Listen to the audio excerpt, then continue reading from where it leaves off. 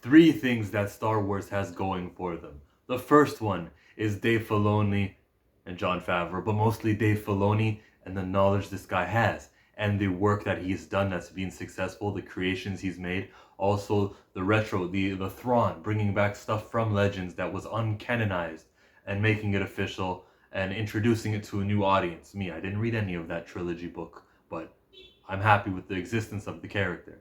Dave Filoni has done directing live action. He's directed a film. He's directed a animated series.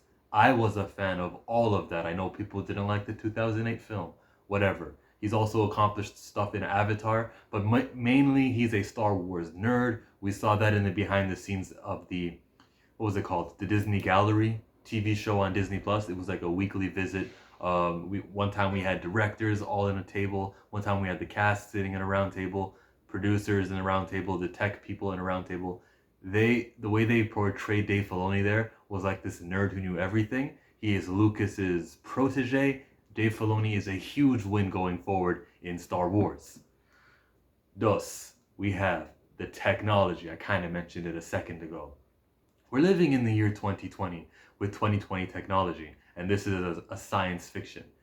Moving forward, the things that were harder to imagine won't be hard to imagine. I'll use Yoda as an example. We were introduced to him in 1980. He was a puppet. You know who else was a puppet? In Mandalorian last year? That baby. That thing was a puppet, but it looked so lifelike. I know they did some CGI behind, but they also had some puppeteering. Living in 2020, the technology that we have amplifies, increases the believability.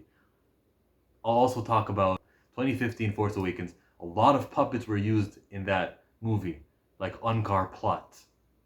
He looked real though. It never bothered me. It never looked like the cantina scene or anything from the 70s and the 80s. So the puppeteering being in 2020, having the technology to enhance certain things, makes a world of difference, especially in a galaxy far, far away, a long time ago, where crazy stuff was happening. The third thing that Star Wars, what does the title say? The three things that Star Wars has going for them is they have feedback from the fans. They have data. They have pissed off so many people that they could see what doesn't work now. Now they know. Good, bad. Now they know what fans don't want. And they can utilize this information from this census. You know, this group, you know, the people who voted with their dollars, who only made it make $1 billion, the episode 9.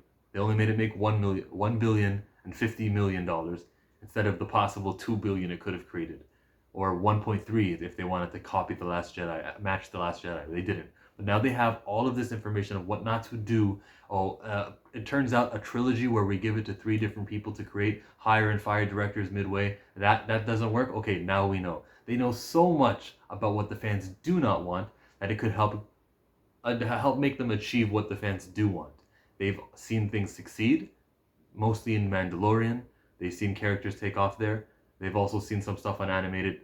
Everything that they could gather, they do. They have it. They have it now. And now it's time to put out something that would please the majority of fans, because you can't please everyone. But they have that information. Star Wars is looking pretty promising if you can think of these 3 factors. Of course, it takes the right story. Oh, I should have made a 4th thing. The 4th reason is Kathleen Kennedy's contract expires next year. That's number 4. That's the bonus one. But of course, with all of this knowledge being attained and all of these 3 things being factored in, we know we can get great Star Wars, and it looks very good for this universe, for this galaxy. I hate calling it a universe because then you sound like you're a Marvel fan, but I'm not. I am a Marvel fan, but I'm not a Marvel fan now. I'm a Star Wars fan now.